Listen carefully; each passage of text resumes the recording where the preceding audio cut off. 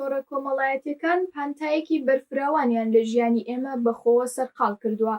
هەر تاکێک لەم دنیایە بە مەبەستێک ئەم تۆڕانە بەکاردێنن. بۆ منی تاکی کورد وێڕای کەڵکوەرگرتن لە بوارە جیاوازەکانی سەکۆیەکی گرنگیشە بۆ دروستکردنی یەکدەنگی، بۆ گەیاندنی دەنگی بەرخۆدان و ڕەسەن، بۆ یەکخستنی هێزمان. بەڵام پرسیار لێرەدایە، چۆن بتوانین لەو پانتایەدا کاریگەر بین؟ چۆن باشتر دەنگی خۆمان بە گەلی خۆمان بگەیەنین؟ تەنانەت چۆن دەنگی نەتەوەکەمان بە ڕایگشتی دنیا بگەیەنین؟